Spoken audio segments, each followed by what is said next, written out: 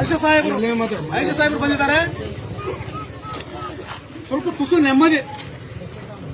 ಬಳ್ಳಾರಿಯಿಂದ ಅಧಿಕಾರಿಗಳು ಬರ್ತಾರಂತಂದ್ರೆ ಇಲ್ಲ ಪಕ್ಕದಾಗಿರ್ತಕ್ಕಂಥ ಜಿಲ್ಲಾಧಿಕಾರಿ ಬರ್ತಾ ಹೋದ್ರೆ ನಮ್ದು ಎಂತ ಕರ್ಮ ಅಂತ ನೋಡ್ರಿ. ಇದು ಪೊಲೀಸ್ ಇಲಾಖೆಯ ಕರ್ತವ್ಯ, ಅದು ಬದ್ಧತೆ. ಜಿಲ್ಲಾಡಳಿತಕ್ಕಿರ್ಬೇಕಾಗಿತ್ತು ಸರ್. ಇಲ್ಲಿ ನಮ್ಮ ಜಿಲ್ಲೆಯಲ್ಲಿ ವಲಯ ಮಾದಿಗರಿಗೆ, ನಮ್ಮ ದಲಿತರಿಗೆ ರಕ್ಷಣೆ ಇಲ್ಲಂತಾಗಿದೆ.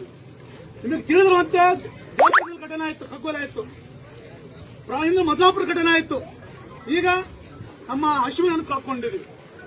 ಹಾಗಾಗಿ ಈ ಸಂದರ್ಭದಲ್ಲಿ ಆ ಒಂದು ನನ್ನ ಸಹೋದರಿಗೆ ಅಶ್ವಿನಿಗೆ ಆಗಿರ್ತಕ್ಕಂಥ ಆ ಒಂದು ಕಗ್ಗೋಲೆ ಅತ್ಯಾಚಾರ, ಅವ್ರು ಯಾರೇ ಆಗಿರ್ಲಿ, ಅವ್ರು ಯಾರೇ ಜಾತಿಯವರಾಗಿರ್ಲಿ, ಅವರನ್ನ ಜೀವ ಸರ್.